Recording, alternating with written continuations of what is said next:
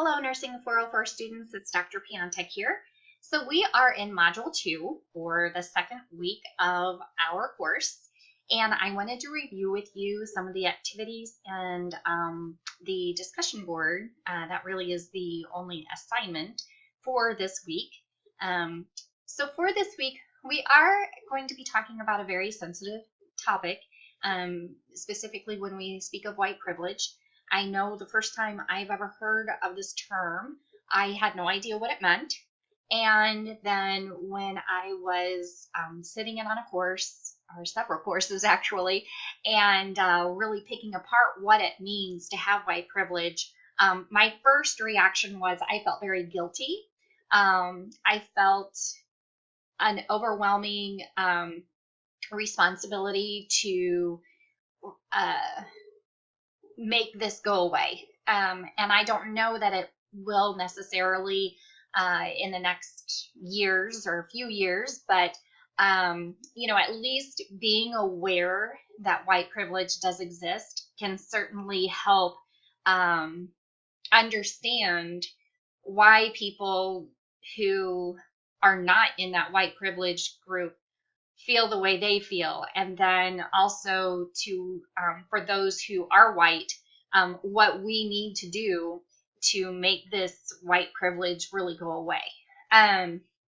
So again, I know it's very sensitive. It's it can make you feel angry. It can make you feel resentful. It can make you feel embarrassed. So all these feelings are normal feelings when it comes to this marginalization that groups have. So again, this is a very sensitive topic, and I do apologize if this sparks some bad feelings, but it is something that is necessary. We have to bring this to attention. People have to be aware that it exists, and we have to come up with a solution so that way people are not marginalized. So we can basically break down this white privilege that is occurring. So we have a guest speaker, Paula Bohl. She did an amazing job with this. It is a little on the dated side. She did this a few years ago, but she does a really nice job talking about white privilege.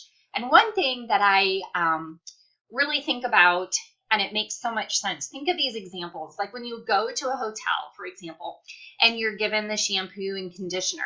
Well, if you're white, the texture of our hair will easily adapt to that shampoo and conditioner. It doesn't cause it to be oily, or it doesn't cause it to be dry.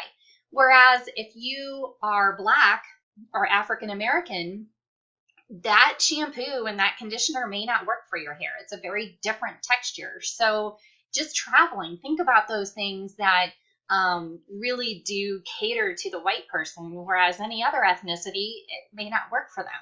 Think about a Band-Aid, something so simple, yet it just blows my mind that, oh my gosh, why didn't we think of this before?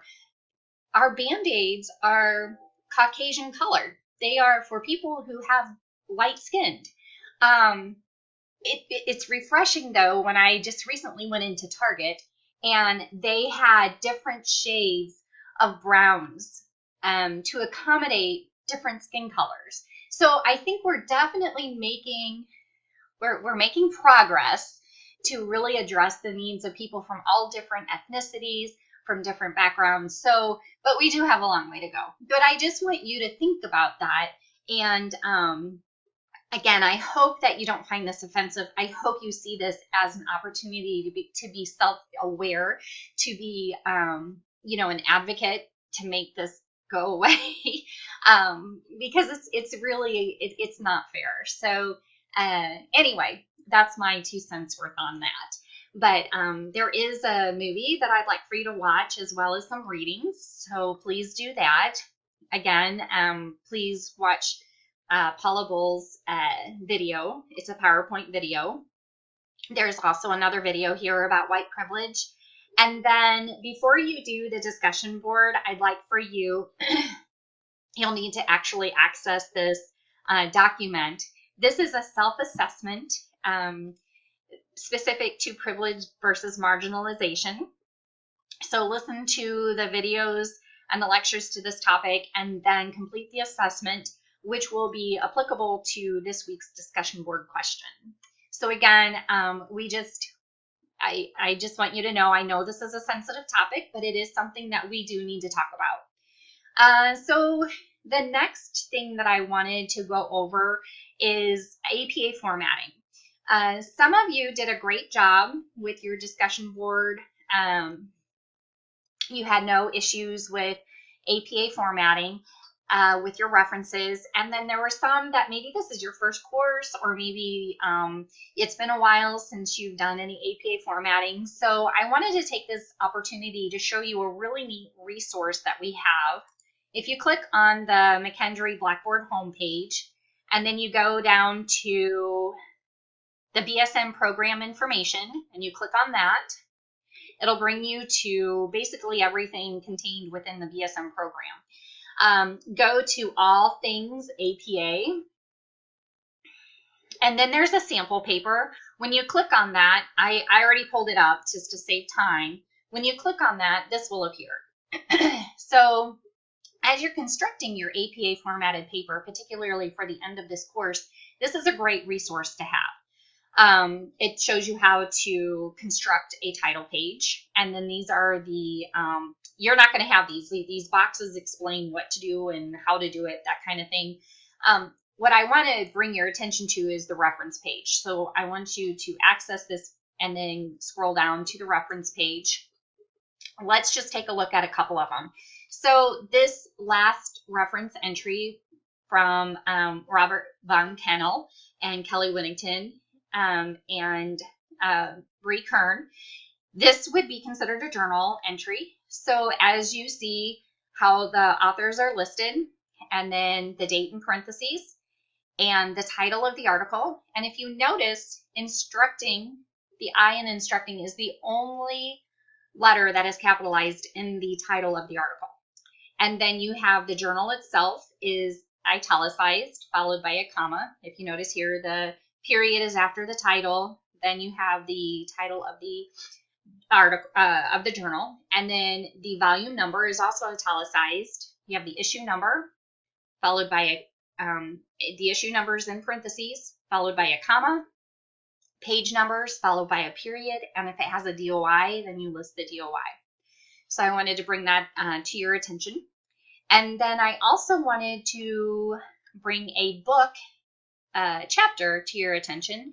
And so the way you do that is you start off with the authors of the chapter, and then the title of the chapter, and then the editors. So the editors of the Nursing Education for All Levels was authored by Kay Mungenberg and Janice Wigman.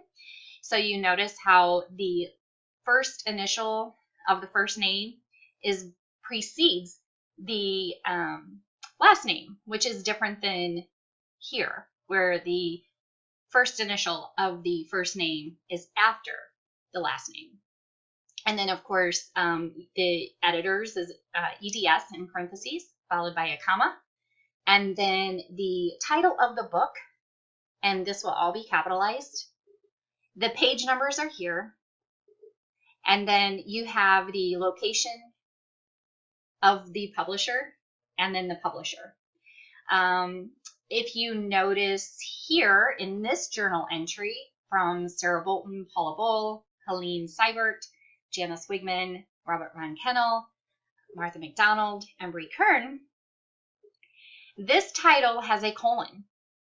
So you have the T in teaching is capitalized. You have proper nouns are capitalized, McKendree University. There's a colon used in this title. So the first letter following the colon of the first word is going to be capitalized. Okay, so I just wanted to bring that to your attention. Those are some common entries that you'll see with APA formatting. Of course, I always recommend for students to look up the formatting of references. You can find that in Chapter 7 of your APA manual.